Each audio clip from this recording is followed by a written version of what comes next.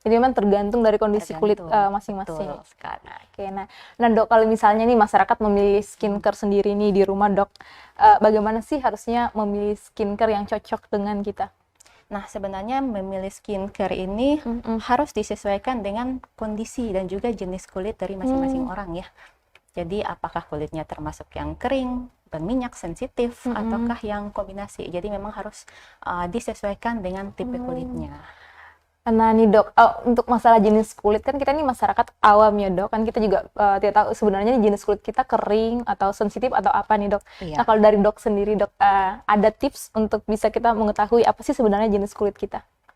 Nah, sebenarnya untuk mengetahui jenis kulit kita ada tipsnya. Ya, salah satu caranya yaitu ketika pagi hari itu kita bisa mencuci wajah kita, kemudian dikeringkan tanpa menggunakan produk apapun ya. Kemudian dilihat dalam 1 jam ke depan. Nah, apabila kulitnya tampak kenyal, kemudian tidak kering, tidak berminyak, berarti termasuk dalam kulit yang normal. Kemudian, apabila kulitnya tampak mengkilap ataupun lengket, berarti masuk ke dalam kulit yang berminyak. Kemudian apabila berminyaknya hanya pada daerah T-zone atau daerah dahi, hidung dan juga dagu, maka termasuk dalam kulit yang kombinasi. Nah, selanjutnya apabila kulitnya tampak ketarik, kering, nah kencang, maka itu termasuk dalam kulit yang kering.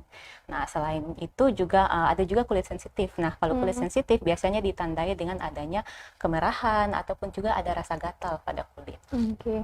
Terima kasih sudah nonton. Jangan lupa like, subscribe, dan share ya.